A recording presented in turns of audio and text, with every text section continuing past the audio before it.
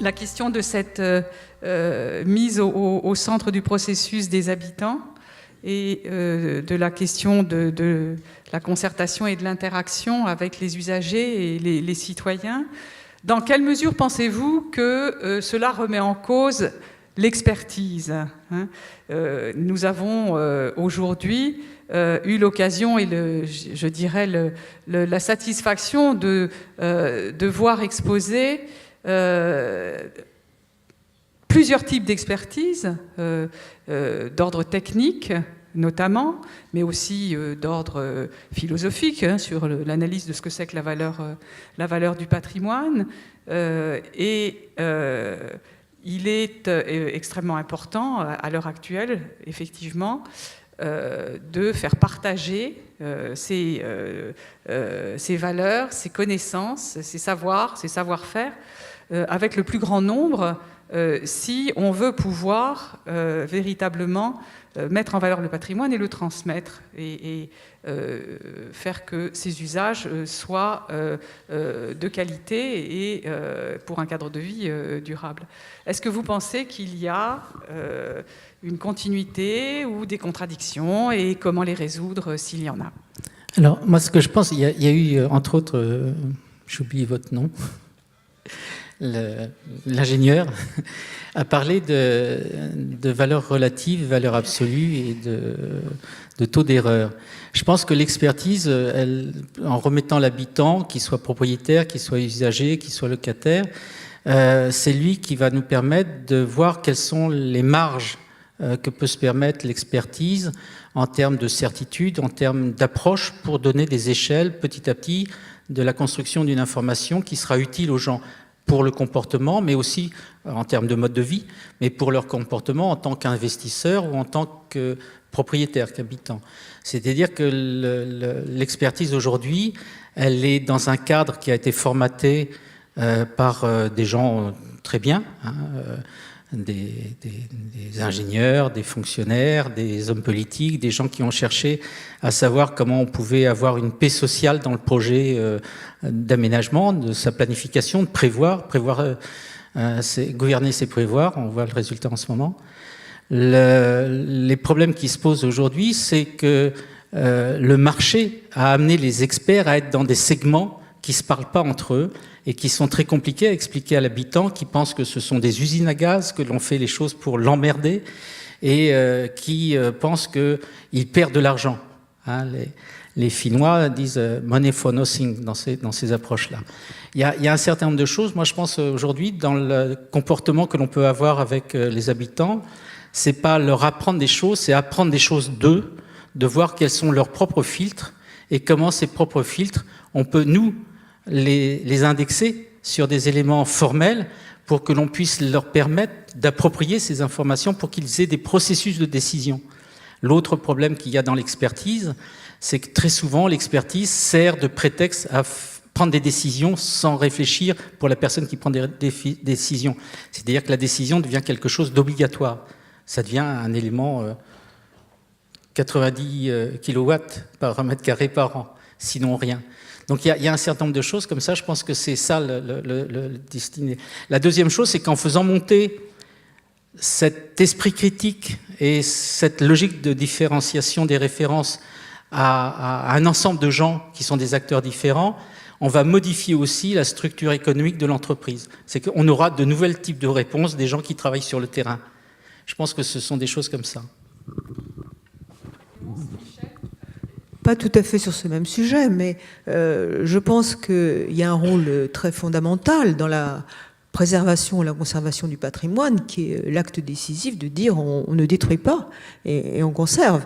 Et là, de plus en plus d'habitants prennent la parole parce qu'il y a des conseils de quartier, parce qu'il y a des instances qui les écoutent, ou qui s'efforcent de les écouter, ou qui disent qu'ils les écoutent, et que ça, c'est le premier acte fondateur, c'est entendre la parole citoyenne pour, en matière de concertation, prendre une décision qui est celle de ne pas démolir.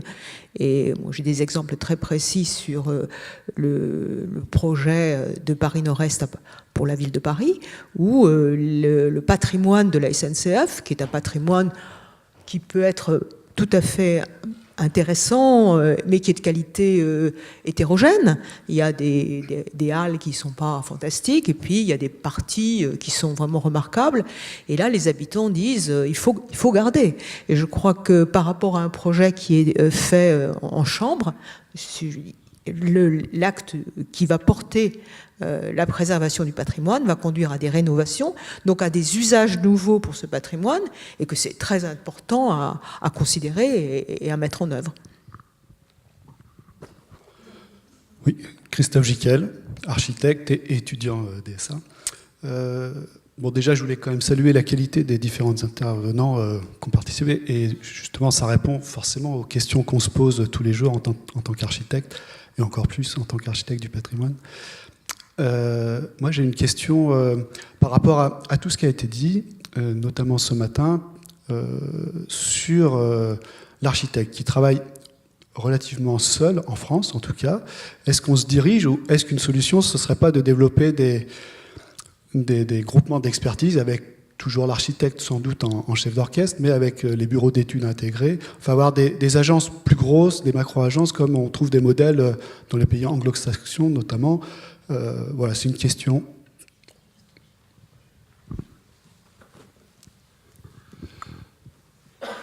Oui, effectivement, c'est une pratique française. Quand je disais que l'architecte est seul, il est seul dans son exercice de chef d'entreprise.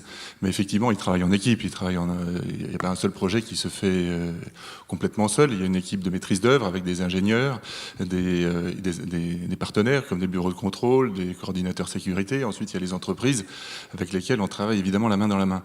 Mais l'architecte, je parlais de sa solitude parce que il est en permanence en équilibre précaire, compte tenu de la taille de sa structure, et donc il est presque en permanence en survie. Et donc il va au plus urgent. C'est-à-dire répondre à des questions, faire avancer les choses, et il prend peu le temps, effectivement, de la réflexion, de l'intelligence, de la vraie valeur ajoutée, en fait, qu'il pourrait avoir. Il y aurait effectivement un grand intérêt, c'est un petit peu ce que j'ai essayé de faire passer ce matin, à se regrouper. Il y a des professions qui le font, qui font des think tanks, ça s'appelle, ou des espaces d'apprentissage interactifs, dans lesquels on pourrait partager nos expériences, avancer sur certains sujets, comme c'est un petit peu l'objet, je crois, de journées comme celle-ci, mais de façon beaucoup plus régulière, peut-être beaucoup plus courante, entre confrères, voisins ou entre différents experts, de façon effectivement à progresser, continuer à se former et continuer à réfléchir et à apporter des solutions nouvelles. Moi, je voudrais compléter un peu la réponse par rapport à l'actualité avec la loi Macron. Là, je prends ma casquette de syndicaliste. Le problème qui se pose pour les architectes aujourd'hui dans leur configuration d'entrepreneurs, c'est qu'ils n'ont pas les fonds propres qui leur permettent d'avoir une liberté de discussion pour aller sur des projets qui correspondent à leur recherche personnelle. Je pense qu'un architecte, c'est quelqu'un qui a un parcours qu'il va construire au fur et à mesure de sa vie, depuis ses études, par rapport à des choses qu'il veut approfondir. Et je crois qu'aujourd'hui, ce problème de regroupement, c'est aussi un problème d'anticiper sur les façons dont les marchés vont contractualiser des missions complètes ou pas complètes avec les architectes. Et je crois que là, il y a deux pistes qui sont effectivement des éléments de groupes d'intérêt économique, les GIE, que d'autres ont déjà imaginé depuis longtemps. Et puis, il y a le travail en coopérative qui va permettre d'avoir un processus qui va se développer avec une perspective dans le temps, puisque c'est une voix, un homme, c'est un débat. Je prends des gens comme Archi Studio, c'est une coopérative. Et ils ont démarré en coopérative, ils n'ont jamais changé.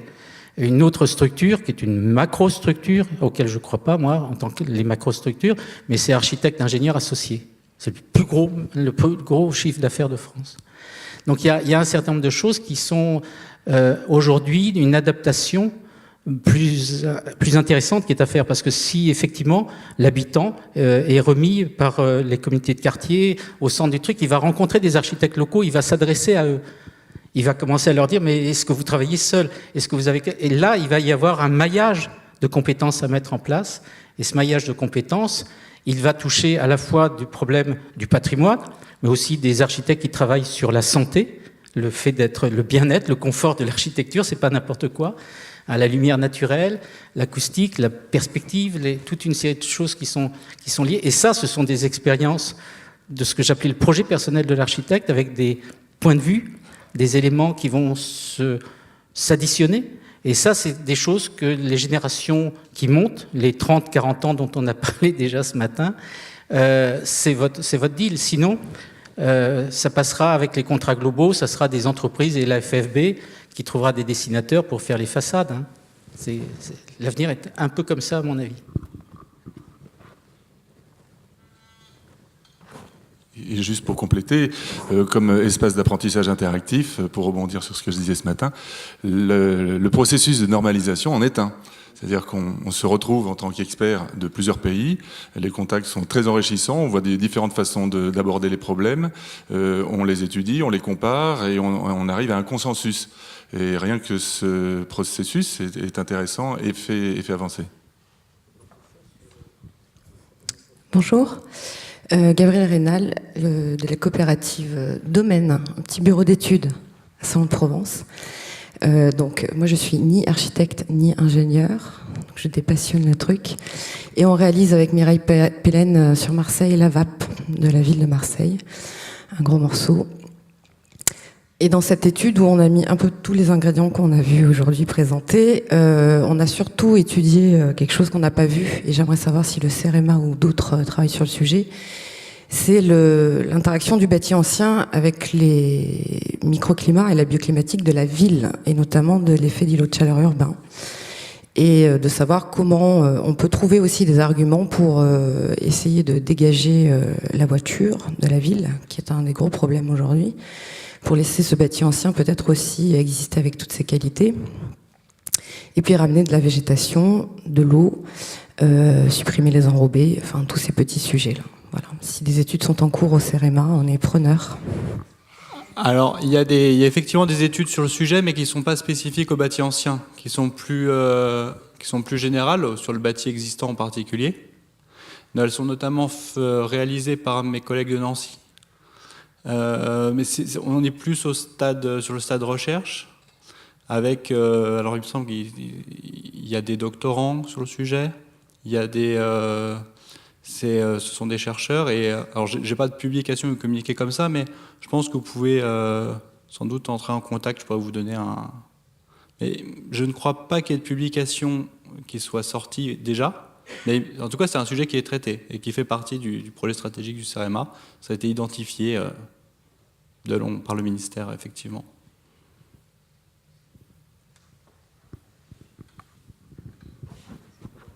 Peut-être une dernière question, enfin une question en tout cas. Quelle place vous estimez que les élus prennent ou doivent prendre ou ne prennent pas dans ces réflexions? On a parlé du maire de Bayonne, mais alors c'est un petit peu exceptionnel parce qu'il a été membre de la Commission nationale des secteurs sauvegardés pendant des années, et c'est un juriste spécialisé dans le droit du patrimoine. Alors effectivement, ça doit être une locomotive formidable. Mais quels sont les commentaires que vous auriez à faire dans vos interactions avec les élus dans les villes où vous avez travaillé, que ce soit sur du bâti privé ou du bâti public?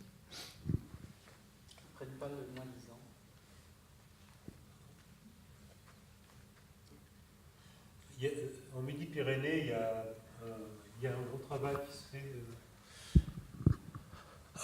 C'est pas Midi-Pyrénées, c'est Midi-Pyrénées, Toulouse. C'est la région autour de Martin Malvy, avec tout un réseau d'élus qui ont lancé l'inventaire et qui ont délégué l'inventaire à des structures, dont des CAE, dont à des structures différentes, à des collectivités, à des petites collectivités locales. La ville je crois que c'est la ville de Millau, par exemple, sur une partie de l'inventaire en interne. Des démarches comme ça, il y a Lectour également. Gérard Duclos a fait un travail avec la population. Ça, c'est des... également il y a un élu à Ajaccio qui s'appelle Paul-Antoine Lucian qui a fait où on a travaillé avec dans les comités de quartier et où on a construit le plan c'était une ZPPUP à l'époque à Ajaccio, où on a échangé avec les comités de quartier sur le contenu même, sur le contenu réglementaire. Pourquoi on faisait des règles ? Quelles étaient ces règles et comment on les réglait. À Cayenne, le problème de la conservation des maisons créoles se pose tous les jours, parce que c'est une architecture de bois qui traditionnellement a été reconstruite. Et chaque fois qu'il en part une, il y en a un peu qui s'en va, un peu du patrimoine qui part. Donc ça, c'est aussi mais je crois qu'il y a un travail de fond. Enfin, quand on est chargé d'études, moi j'ai travaillé à Marseille sur le quartier Belzunce, on a un travail à faire avec les élus, avec les techniciens des services de la ville, ensuite avec les élus, et après avec la population. On pense qu'il y a un effet de chaîne. Alors, on peut travailler à l'envers, travailler en direct avec la population, mais c'est quand même important que les élus portent le projet. Parce qu'ils sont écoutés à un autre niveau. Alors après, élu. Je voudrais souligner que c'est surtout une question de communication. Il y avait la question des expertises. Il y a un grand nombre d'expertises, de bons exemples. Et il faudrait animer le processus de la transition énergétique, et les élus portent ce rôle.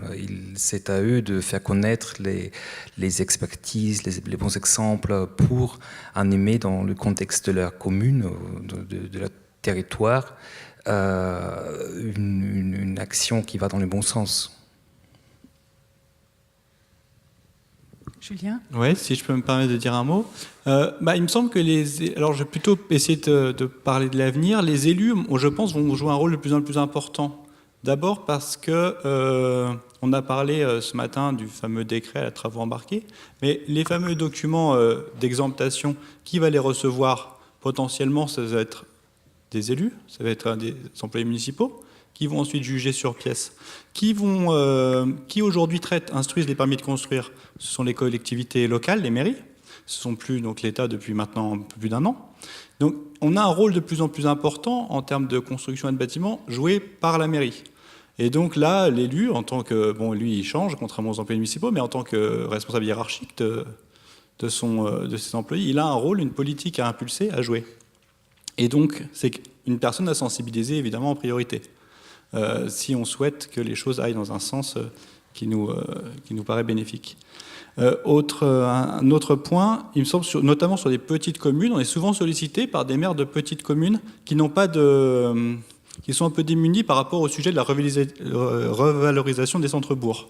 Là, on a les élus qui sont en première ligne et qui souvent se font élire avec un programme. Je veux dynamiser mon centre, je veux cesser l'hémorragie, et sont un peu démunis. Comment est-ce qu'on peut faire quelque chose? Et on est très souvent sollicité par ces gens-là qui ont des moyens budgétaires extrêmement petits, donc ils se tournent vers les services de l'État. Et donc on voit qu'il y a quand même parmi les élus un certain nombre de motivations, et qu'il faut arriver ensuite à trouver des montages financiers pour arriver à financer les études pour les épauler. Ce qui me frappe, c'est en fait dans ce système dérogatif, puisqu'on parle de l'article 14 de l'application de la loi, c'est le parallèle qu'on peut faire avec les dérogations en matière d'accessibilité aux personnes handicapées. Parce que ça se passe, on sait comment ça se passe. Il y a des commissions départementales de sécurité, du reste, et d'accessibilité, donc qui regardent les projets, qui demandent des dérogations qui sont introduites par des experts qui sont les maîtres d'œuvre de l'opération, qui signe un projet et qui demande la dérogation en certifiant que ça sera quand même en bon ordre et que ça tiendra le coup dans le temps. Donc peut-être que ce sera un système de cet ordre qui permettra de répondre à cette obligation, sauf cas dérogatif, d'isolation thermique, parce que c'est quand même lourd. Si l'objectif c'est 500 000 rénovations de logements par an, c'est 2 fois plus au moins qu'aujourd'hui. Pour donner un ordre de grandeur, l'ANA, par ses parce qu'elle apporte aussi une aide financière, on l'a dit tout à l'heure, c'est 50 000 logements rénovés par an. Donc aujourd'hui, la rénovation des logements, c'est entre 160 000 et 260 000. On ne sait pas tout à fait exactement, parce qu'on compte en rénovation aussi des travaux qui sont parfois pas réellement de la rénovation énergétique. Quand on dépose un dossier pour obtenir un crédit d'impôt, parfois il y a aussi de la peinture, il y a aussi des choses qui sont annexes, mais le propriétaire, lui, il fait des travaux globaux. Il a du mal à estimer très précisément les travaux qui tiennent à la rénovation thermique et puis les travaux qui sont d'un autre ordre, mais qui accompagnent cette rénovation thermique. Donc là, le rôle de l'ANA, qui apporte un concours financier, une aide aux propriétaires bailleurs, les travaux se situent exactement du reste à la barre de cette aide apportée et correspondent à une petite partie de l'ambition actuelle de la loi. Donc ça va vraiment bousculer les comportements professionnels dans les années futures. Donc ça, c'est un point relativement important.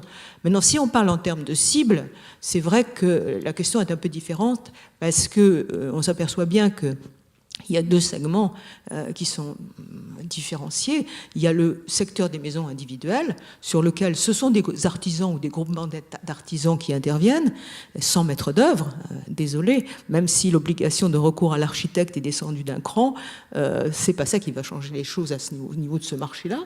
Par contre, c'est vrai que pour le collectif, pour les appartements, là, il est essentiel qu'il y ait une maîtrise d'œuvre compétente, experte, qui puisse répondre à ce marché qui est totalement différent.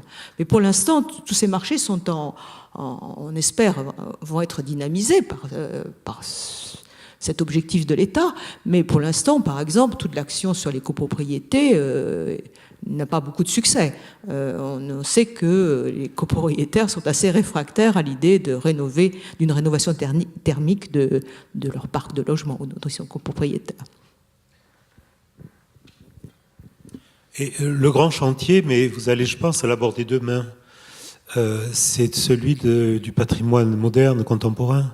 Tous ces grands ensembles, comment concilier l'efficience énergétique avec la conservation des projets, du patrimoine. On a vu des exemples ce matin qui étaient un peu difficiles, les menuiseries, les reprises de... Enfin, donc ça, c'est un vrai sujet. Et on a des matériaux différents avec des caractéristiques qui sont plutôt défavorables. Et là, on a un gros chantier. Mais on n'a pas, sur le patrimoine, on n'a pas toujours les réponses. Enfin, on sait réparer les bétons, mais sans modifier les élévations, sans modifier la composition architecturale, c'est pas si évident. Vous allez le faire demain, ça. Enfin, une question ou une remarque, c'était aussi le rôle important de l'instruction des dossiers. Je pense qu'au moment où un architecte des Bâtiments de France instruit un dossier, eh ben, c'est un moment où il peut réintroduire du conseil. Et lorsqu'on critique beaucoup les positions des architectes des Bâtiments de France, mais en fait, c'est beaucoup du conseil. Et c'est aussi pour ça qu'on a fait cette étude, pour montrer qu'on pouvait avoir une autre posture, hein, donc l'étude Habitat aussi en Alsace. Mais voilà, les positions des architectes des Bâtiments de France, souvent, c'est le seul moment où un particulier va avoir un conseil d'un architecte pour la gestion de son dossier.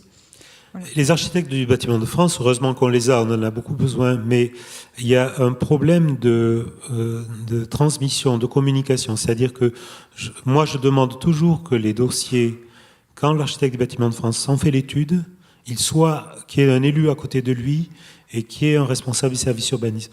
Parce qu'il faut partager il faut comprendre pourquoi. Ce qui est gênant, c'est quand l'avis arrive par courrier. Voilà, alors on peut donner des recommandations. Ce qu'il faut, c'est échanger sur les projets. Et ça, c'est un rôle que doit développer, une partie du travail que doit développer l'architecte des Bâtiments de France. J'irais même plus loin. On a des démarches d'élus de communes moyennes qui nous demandent de faire des formations pour les instructeurs de dossiers de permis de construire. C'est-à-dire que c'est aussi jusqu'à ce niveau-là qu'il faut faire comprendre sur quoi on agit. Et là, il y a vraiment, justement, il y a des référents, mais il n'y a pas en dessous les gens qui sont capables de porter sur le terrain et éventuellement dans le contact avec les pétitionnaires cette parole. Donc, il y a encore beaucoup de travail pour nous. Oui, par rapport à ce que vous venez de dire, il y a une chose qui est importante. On parle de mode opératoire, mais la problématique et le processus, ce sont des gens qui arrivent avec des dossiers, des choses qui sont dans les dossiers. 80% des dossiers qui sont donnés aux instructeurs sont illisibles. Ils ne sont pas faits par des archis, et ça passe sans demande d'exigence, parce que ça ferait une révolution. Et les élus ne veulent pas qu'il y ait de révolution.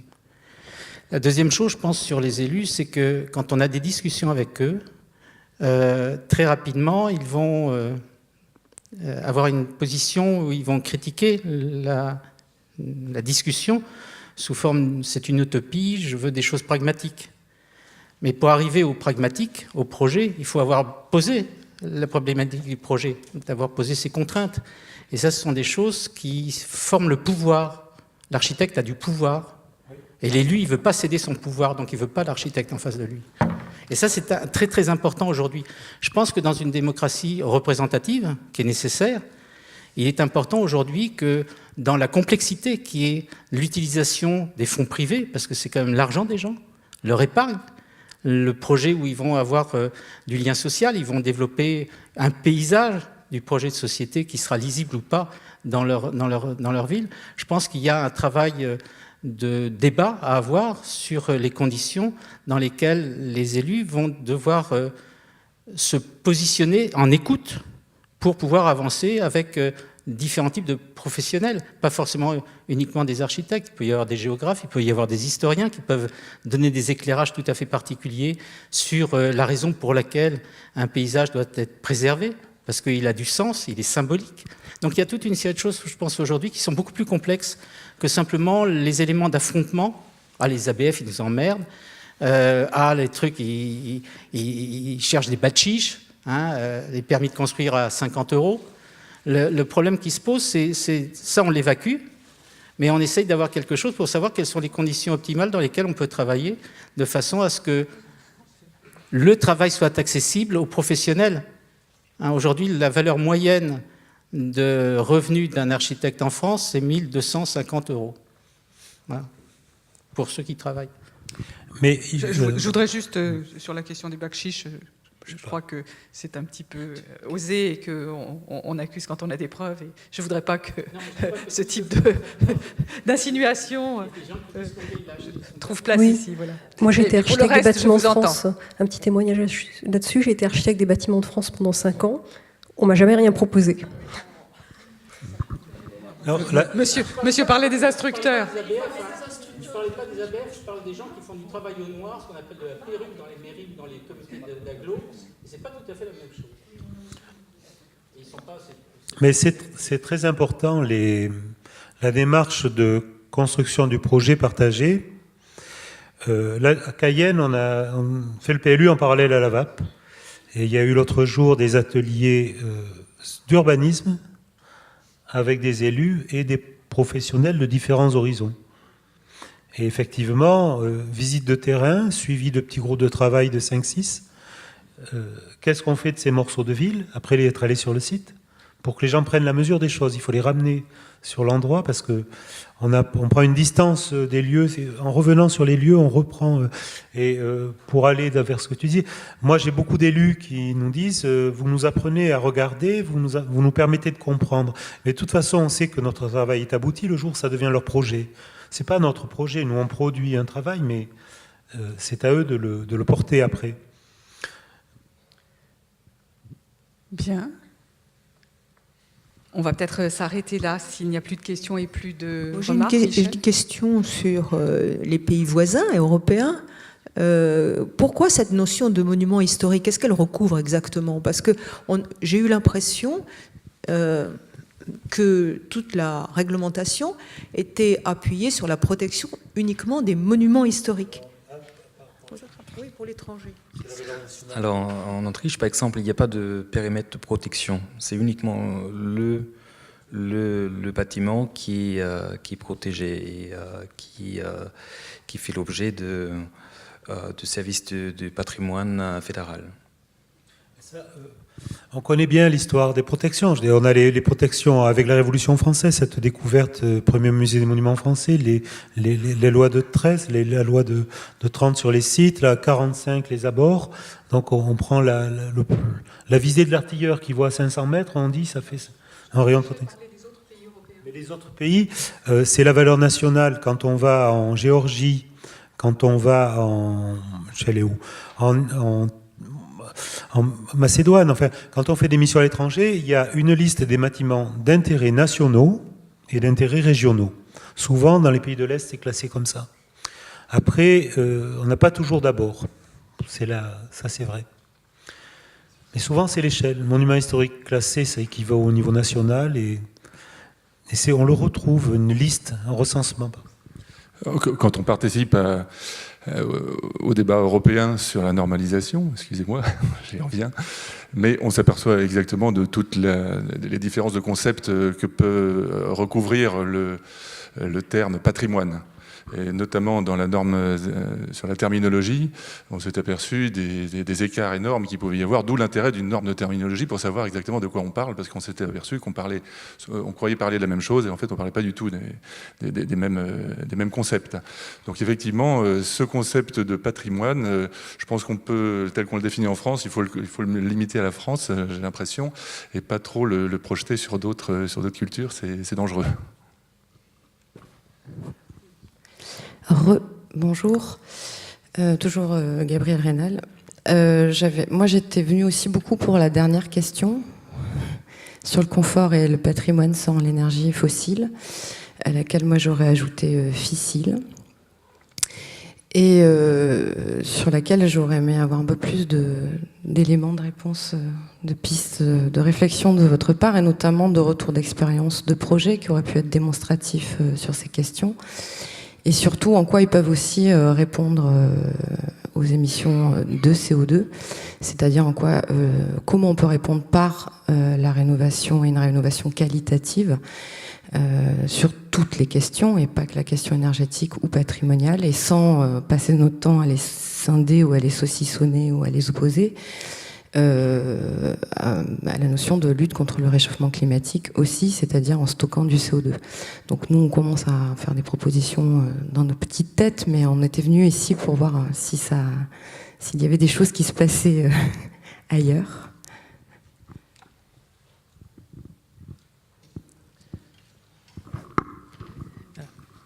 Je pense que le CT, j'arrive pas à mettre vos sigles dans la tête. Julien Borderon. Je suis arrivé à un âge tellement avancé que je ne peux pas changer mes habitudes. Il y a sur des immeubles, sur des bâtiments, il y a des expériences, quelques-unes en France, pas mal en Europe, de bâtiments qui sont totalement autonomes et qui sont sans système d'énergie fossile, ça existe. Avec des contraintes, il y a des contraintes de conception, avec des pièces qui servent de tampons, avec différentes choses. Il y a des éléments, il y a des systèmes qui prennent la thermodynamique du bâtiment lui-même pour avoir des systèmes de convection qui soient dynamiques. Il y en a en Allemagne, il y en a en Angleterre. Ça, on trouve il y a de la littérature là-dessus. Là où on n'a pas, c'est le système de la question que vous posiez tout à l'heure, qui est le quartier, l'îlot. On le trouve sur des projets qui sont des projets nord-africains. En Algérie, il y a plusieurs quartiers dans le Mzab qui sont comme ça, qui fonctionnent tout seuls. C'est des thermosiphons, ça rafraîchit, ça prend. Il y en a en Égypte, il y en a. Ça existe dans un certain nombre. Il y en a en Chine. Ça existe, mais le problème que l'on a, nous, c'est les transcrire ici sur un système où la propriété est segmentée. C'est-à-dire que le système de décision, il est soit par tantième, c'est-à-dire des gens qui sont plus importants que les autres, soit il est dans un système de mosaïque qui n'est pas gérable et vis-à-vis duquel les pouvoirs publics, quand ils ont des opérations de rénovation, dans celles que l'on a pu voir sur des projets en rue, n'ont pas les outils qui vont permettre de mutualiser des approches qui vont traiter un quartier complet, parce que là aussi, il y a des opérateurs qui, par parce qu'il faut avoir des fonds propres pour avoir des garanties de bonne fin d'achèvement de travaux, se répartissent les différents îlots dans l'îlot. Donc ça, ce sont des problèmes qui sont des problèmes compliqués à gérer, pour lesquels aujourd'hui, moi, je n'ai pas d'exemple particulier. Je sais que sur des secteurs sauvegardés, il y a des équipes, dont la mienne, qui réfléchissent à ce problème, et j'ai montré un petit schéma qui sont ces unités d'îlots dans lesquelles on a une cohérence sociale, une cohérence de propriété, une cohérence de travaux, une cohérence de forme, de structure, où on sait que l'on peut avoir une économie d'échelle suffisante pour travailler de façon cohérente. Faut-il encore que la proposition de travail que l'on fera corresponde à la possibilité de financer ce travail dans l'appel d'offres. L'autre versant du show, je prends une actualité récente, le secteur sauvegardé de Tréguier, il s'arrête parce que les confrères qui avaient le marché, redressement judiciaire, ils ferment la boîte. À force d'être payés au moins cher, de faire du dumping, on ne se donne plus les moyens de fonctionner. Et ça, c'est un problème important. Il y avait la question sur le regroupement. Moi, quand j'ai commencé ma carrière dans les années 70, dans l'agence, on avait 2 maîtres vérificateurs, ce qu'on appelle des économistes maintenant. On avait 2 conducteurs de travaux. On avait un ingénieur béton et on avait les fluides et puissances. Donc on avait une équipe de production. Cette équipe de production, elle permettait d'avoir des honoraires sur les missions complètes avant qu'il y ait la M2. Et ces honoraires, ça donnait la trésorerie pour que l'on aille s'intéresser à de la recherche, à aller chercher d'autres choses à côté. Et avec les décrets sur l'ingénierie, le saucissonnage des missions et autres, eh bien, on a dit d'abord aux économistes, aux maîtres vérificateurs, montez vos boîtes, et ça fait des honoraires en moins. Et ainsi de suite. Donc, petit à petit, la profession s'est déshabillée de sa capacité à fabriquer de la trésorerie pour travailler sur l'innovation. Aujourd'hui, il faut reconstruire ça avec de l'imagination, en trouvant des territoires effectivement un peu différents dans lesquels les compétences des architectes peuvent fonctionner, sur les îlots, mutualiser des gens, mettre l'habitant au centre du dispositif, travailler sur le territoire, le paysage, les ambiances du lien social. Et à partir de ce moment-là, on va rentrer dans d'autres types d'économies, ce dont je parlais tout à l'heure. On se rend compte aujourd'hui, sur certains projets, quand on en parle, il y a des gens qui disent ça serait intéressant de faire un projet et on le fait financer en financement participatif, parce que ça intéresse les gens. Donc il y a toute une série de choses qui sont à mettre en alternative au fait important aujourd'hui que les élus n'ont plus d'argent. C'est aussi un autre fait qu'il faut prendre en compte. Sur la commande publique, elle est prise à la gorge.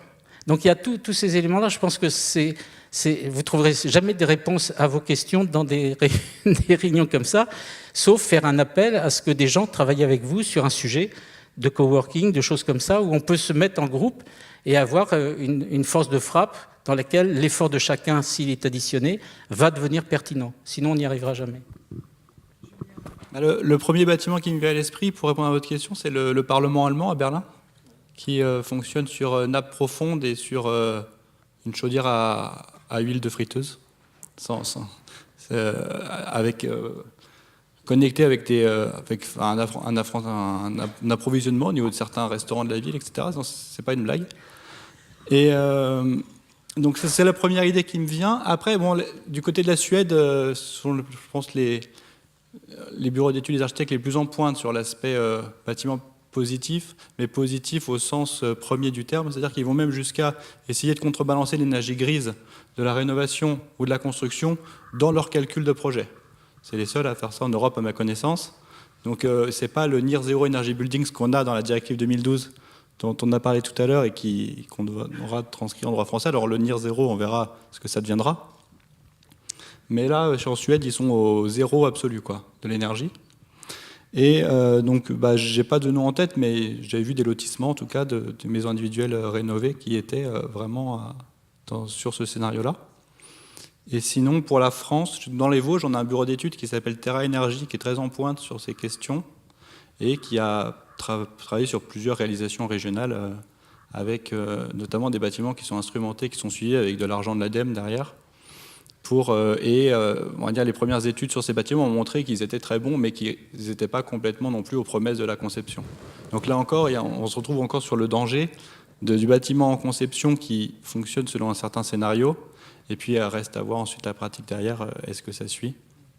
comment est-ce qu'on se comporte finalement au quotidien, le chantier, comment la mise en œuvre va se passer. On a des artisans qui commencent à travailler de mieux en mieux avec les techniques, je parle du neuf là, dites RT 2012.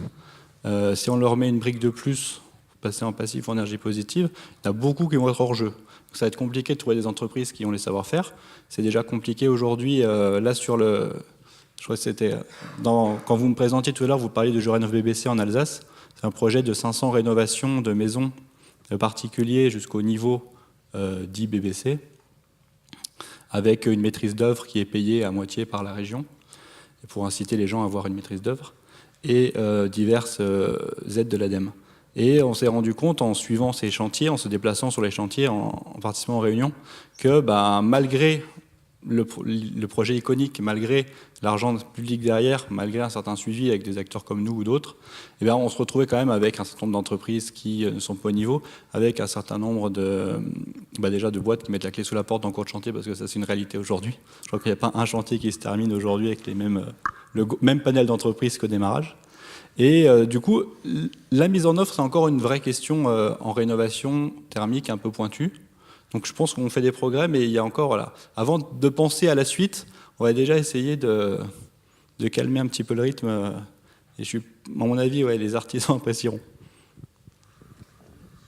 Moi, j'ai pas de réponse, mais j'avais 2 remarques par rapport à ce que j'ai entendu. C'est travailler à l'échelle de l'îlot, on sait que c'est beaucoup plus intéressant qu'à l'échelle de l'immeuble. Si on arrive à mutualiser un projet sur un îlot, alors je ne sais pas s'il faut passer par une procédure de périmètre de restauration immobilière. Il y a toute la question du foncier que tu évoquais, mais on sait que en termes d'études et d'efficience, c'est au moins l'îlot qui permet d'optimiser. Et la deuxième remarque, c'est sur la place de la végétation. Là, je reviens à Cayenne où le problème, c'est plutôt de rafraîchir. Et effectivement, il faut végétaliser le sol, trouver des surfaces perméables qui respirent et en même temps qui soient, si possible, plantées, et ramener beaucoup de végétation dans la ville, ramener des arbres dans l'espace public, dans la voie, avec un projet communal, dégager les cœurs d'îlots pour les replanter. C'est-à-dire retrouver une structure qui est celle de la maison traditionnelle créole, qui avait son jardin de subsistance dans la cour. Et ça, on sait que ça, en même temps, on aère, on permet des ventilations et on a un effet de rafraîchissement. Je ne sais plus qui m'avait dit que la mesure qui avait été faite, c'est à Bordeaux, un gain de 3 degrés avec des cœurs d'îlots végétalisés par rapport aux rues en période d'été. Bien, écoutez, juste signaler que c'est ce qui est en train d'être fait. Je voudrais encore dire que... Pardon. Oui, je voulais juste dire que c'est ce qui est en train d'être fait place de la République. Mais tu peux poursuivre, Gérard. Aujourd'hui, on peut observer qu'on a une solution standard pour la rénovation thermique, ce qui est l'isolation thermique par l'extérieur. Et on a, dans les pays européens, pas de contrôle par un architecte à ce sujet. Donc tout le monde peut le faire sans déposer un permis de construire, au moins dans les pays germanophones. Et on peut même gagner de l'argent avec, donc en forme de subvention. J'ai observé que uniquement sur les bâtiments ou dans le contexte des bâtiments protégés, il y a une recherche d'alternatives qui se met en place. Et notamment en France, avec mon expérience française, j'ai observé que là où on est dans un périmètre de protection, et notamment quand un architecte département de France est impliqué dans le processus, on commence à réfléchir. Et je pense que c'est très important. Bien, je vous propose de conclure là-dessus, et je vous donne rendez-vous, nous vous donnons rendez-vous, Béatrice et moi, demain matin, et Lydie. À 9h15, nous commençons et nous essaierons de commencer à l'heure. Merci à tous et à demain.